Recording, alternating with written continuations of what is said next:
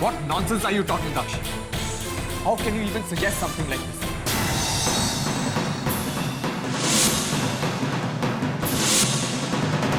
Show please relax.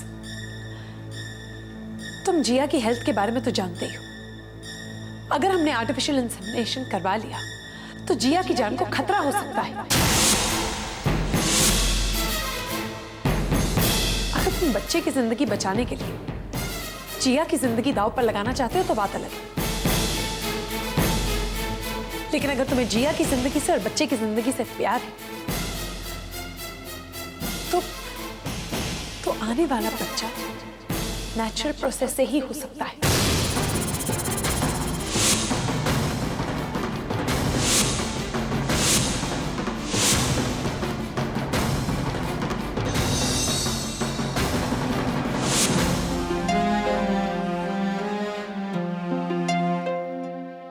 एक सूरज था जो डूब गया, कुछ शामें थी जो पिघल गई, हम पल के बिछाए बैठे थे, पर खुशियाँ रास्ता बदल गई। रेत की तरह मुट्ठी से सारी उम्मीदें फिसल गई, हम पल के बिछाए बैठे थे, पर खुशियाँ रास्ता बदल गई।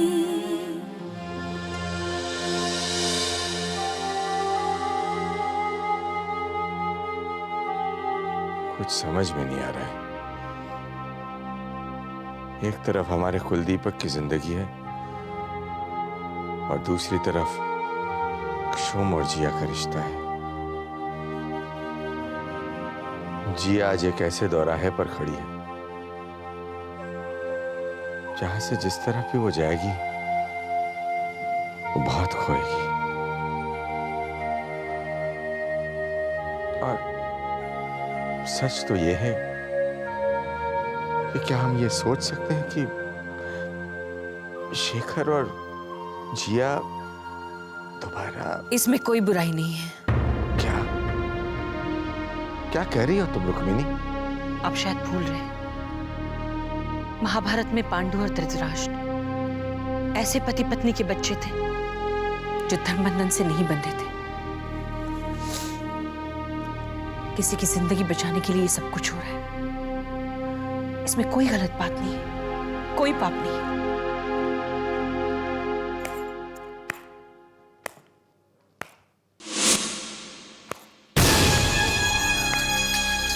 वाह माँ वाह, क्या बात कही आपने।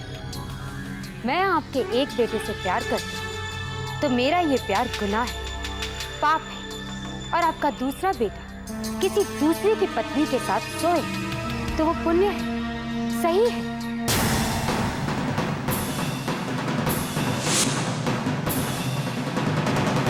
और अपनी इस बात को जस्टिफाई करने के लिए आपने बाबा को महाभारत की कहानी भी सुना दी। एंड आई एम श्योर बाबा, माँ के इस जस्टिफिकेशन से आप टोटली कन्विंस्ड हैं, और कन्विंस होने में ही आपका फायदा है। लेकिन एक बात मेरी समझ में बिल्कुल नहीं आई, ये घर जहाँ चरित्र और संस्कारों की इतनी ऊंची ऊंची बातें होती है, वहाँ ऐसा डबल स्टैंडर्ड क्यों? या फिर कहीं ऐसा तो नहीं कि ये डबल स्टैंडर्ड ही इस घर के संस्कारों की महानता है? Shut up, Netra.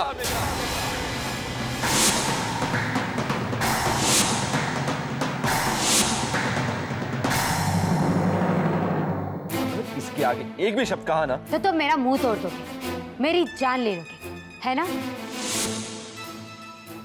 ये सब तो तुम कर ही सकते हो शेखर, लेकिन इससे तुम्हारे पाप पुण्य में नहीं बदल जाएंगे। क्योंकि इस भारत में महाभारत की कहानियां तो चलती हैं, लेकिन उसके नियम नहीं चलते।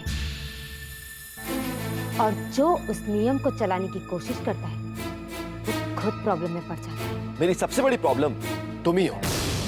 ना तुम कभी मेरे और जिया के बीच में आती, ना मेरी उससे शादी टूटती, और ना मैं उससे कभी अलग होता। कम ऑन, अगर मैं तुम्हारे और जिया के बीच आई थी तो क्या तुम जिया और शोम के बीच में नहीं आ रहे हो? शेखर, कितने भी सर पटक लो, लेकिन तुम लोग मेरे सामने अपने स्वाद को जस्टिफाई नहीं कर सकते।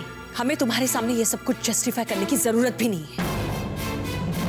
जिया जो कुछ भी कर रही है वो उसका बलिदान है, एक ऐसा बलिदान जो इस घर को खुशियां देगा, इस घर के वारिस को जिंदगी देगा। किसी को जीवन दान देना इस संसार का सबसे बड़ा पुण्य है। लेकिन खैर, त्याग, बलिदान और अपने फायदे के बीच फर्क जानने की तुम्हारी औकात ही कहां है?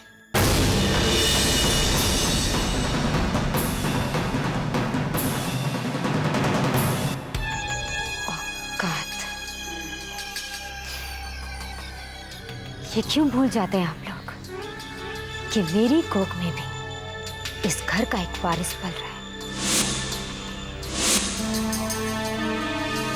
कहीं मुझे अपनी औकात याद दिलाते दिलाते इसे खो मत बैठना।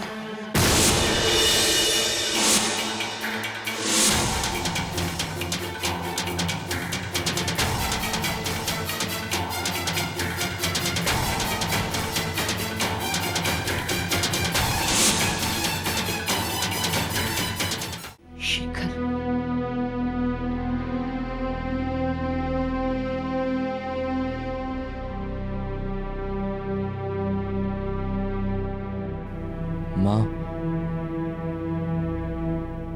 सब कुछ मेरी वजह से ही हो रहा है। शायद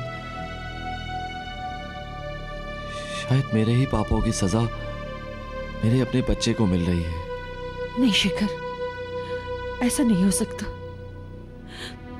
भगवान हमारे साथ इतनी बड़ी नाइंसाफी नहीं कर सकते। वो जरूर कोई ना कोई रास्ता दिखाएंगे। हाँ माँ, रास्ता तो दिखाया है, पर वो जिया से होकर गुजरता है। माँ, माँ, क्या मैं सचमुच जिया और शोम के बीच आ रहा हूं? नहीं शेखर, तुम उस पागल औरत की बातों पे ध्यान मत दो। देखो, अगर तुम और जिया दोबारा एक होते हो ना, तो वो एक बलिदान होगा, और बलिदान हमेशा सम्मान का हकदार होता है। रही बात शोम और जिया के रिश्ते की, उनके लिए एक चुनौती है, लेकिन चुनौती तो हर इंसान की जिंदगी में आती है। सबको उससे गुजरना पड़ता है। शोम और जिया को भी इससे गुजरना पड़ेगा।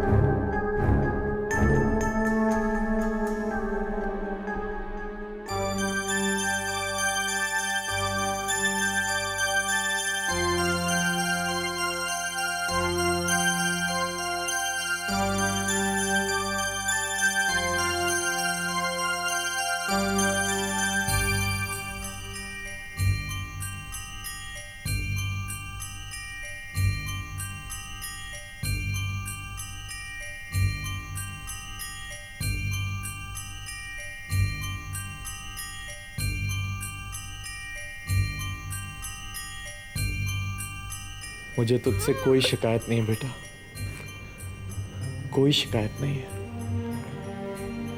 मुझे तो अपने आप से शिकायत है बेटा, अपनी तकदीर से, अपने इन हालातों से। लेकिन मैं पूरी कोशिश कर रहा हूं इन सब से उभरने की।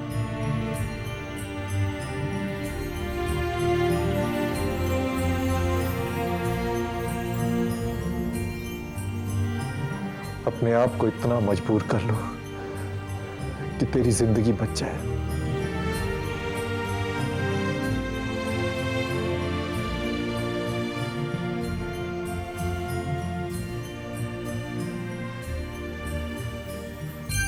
हाँ, क्या क्या होगा? छोटा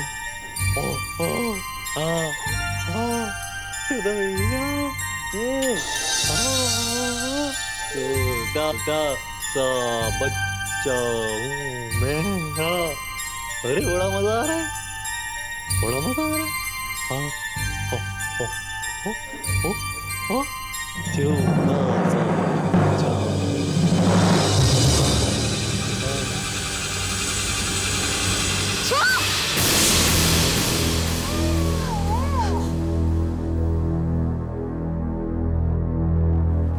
क्या कर रहे थे तुम? हाँ, जिया कुछ नहीं।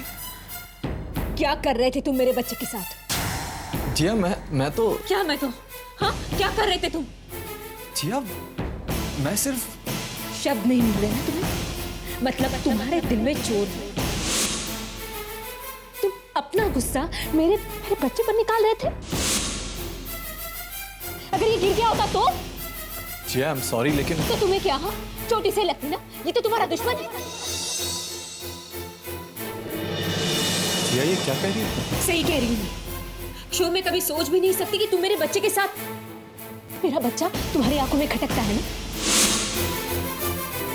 हाँ, ये तकलीफ देता है ना तुम्हें? तो प्लीज इसे तुम मत देखा करो। जिया मेरी बात तो सुन। नहीं सुननी मुझे, तुम्हारी कोई बात मुझे नहीं सुननी। एक मासूम बच्चे को अपना दुश्मन समझने वाले इंसान की मुझे कोई बात नहीं सुननी, समझे तुम? शोम, तुम अपने इस बात में इतने अंधे हो गए कि एक छोटे से बच्चे से तुम अपनी दुश्मनी निभाओगे? तुम्हारी प्रॉब्लम ये बच्चा नहीं है शोम, मैं हूं।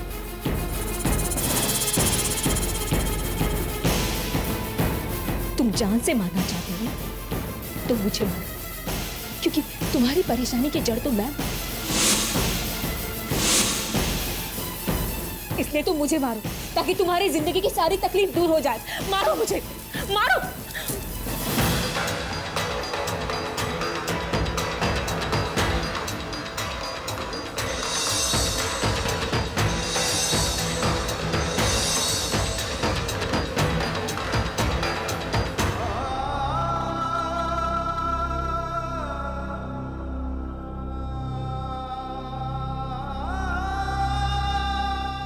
सुबह तक चला है, 2 बजे तक हम लोग।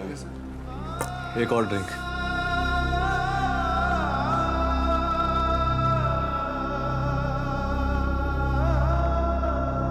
अरे वेटर किधर गया यार? वेटर!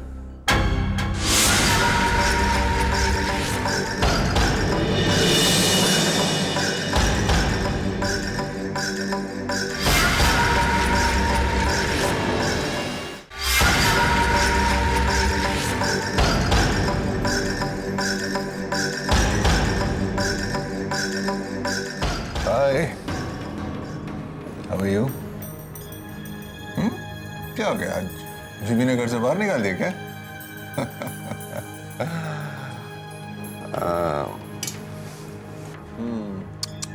ये पीने से भी तेरा अंजाम नहीं बदलेगा। दूसरों की बीवी के पीछे जाएगा ना तो तेरा अंजाम इससे भी बुरा होगा। देखता क्या है? हाँ, क्या देखता है? तुझे कंपनी देने नहीं आया हूं मैं, ऑन करने आया हूं तुझे। और दाक्षी के आसपास भी नजर आया ना तो। अब वो दाक्षी, अरे वो क्या समझती है? तू वकील है तो तू खुदा हो गया? हाँ, उसकी तकदीर बदल के रख देगा तू। डिवोर्स करा के उसे आजाद करा देगा मुझसे? अरे तू क्या, तेरे फरिश्ते भी आजाद नहीं करा पाएंगे उसे। तड़पोगे तुम दोनों जिंदगी भर।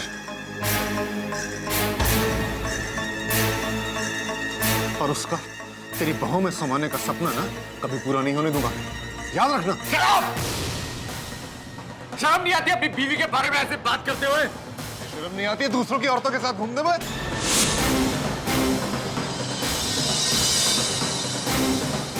लेकिन तेरी तो तकदीर में ही दूसरी औरत का योग है, सेकंड हैंड औरत का योग है। अब मैंने तो सुना है कि तेरी बीवी भी सेकंड हैंड है।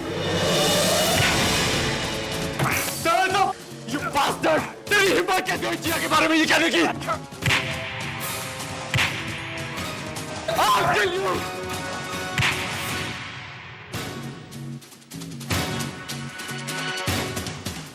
I'll kill you! Hello hello police station, hello यहाँ ब्लू बर्ड होटल में झगड़ा हो रहा है, आप जल्दी आइए, प्लीज प्लीज जल्दी आइए। हाँ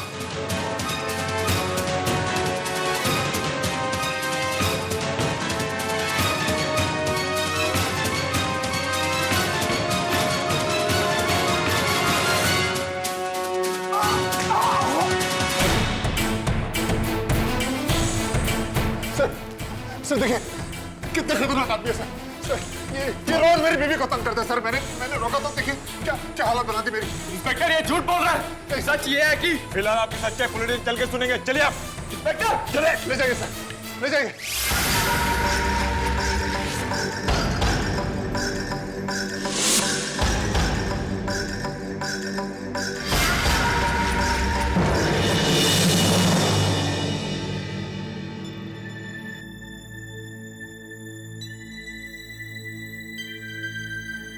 वैसे कौन लगती हैं आप इनकी? मैं इनकी फ्रेंड हूँ। Thank you inspector. Welcome.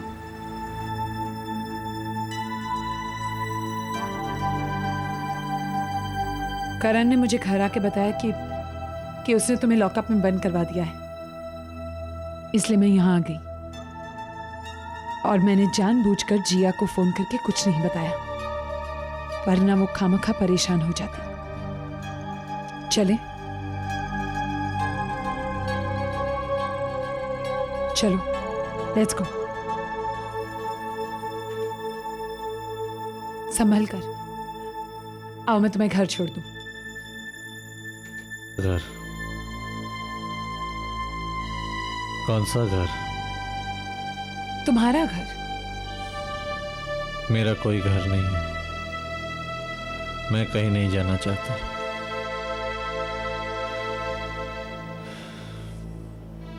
Thank you, तुम जाओ, मैं ठीक हूं। शोम, अगर तुम अपने घर नहीं जाना चाहते तो ठीक है, मेरे साथ चलो। कहाँ? मैंने कहा ना, चलो मेरे साथ, आओ। कम। मुझे शोम को वो सब नहीं कहना चाहिए था। पता नहीं क्या होता जा रहा है उसे। जितनी बात को सुलझाने की कोशिश करती हूँ उतनी वो उलझती जाती है। पता नहीं अब इतनी रात को कहाँ रह गया, अभी तक नहीं आया। कहाँ रह गया ये शोम?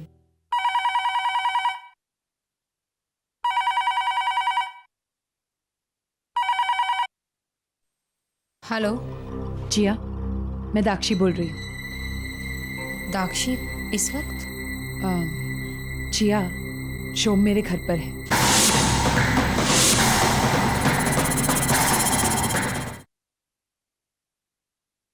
लो, पानी P low.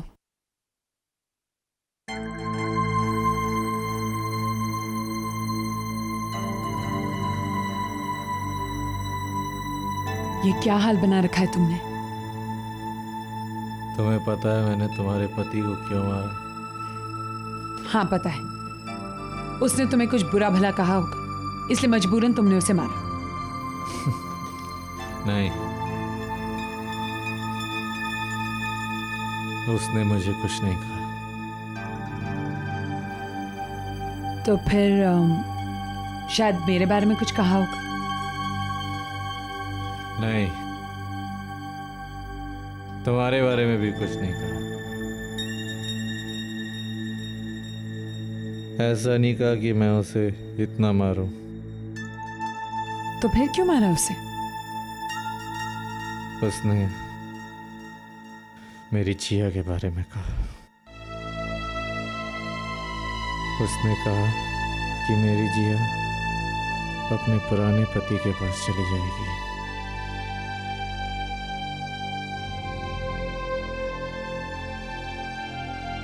Dakshi,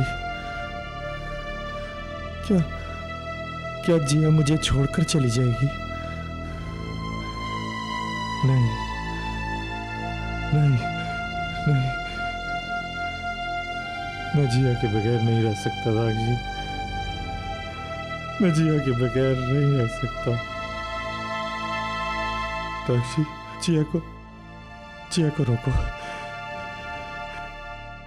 I can't. I can't. I can't. शुम रिलैक्स, ऐसा कुछ नहीं होगा। मैं उसके बगैर नहीं जी पाऊंगा।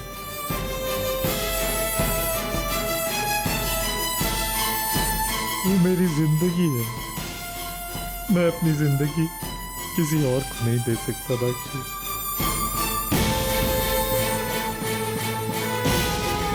दाक्षी, वो मुझे छोड़ के नहीं जाएगी ना?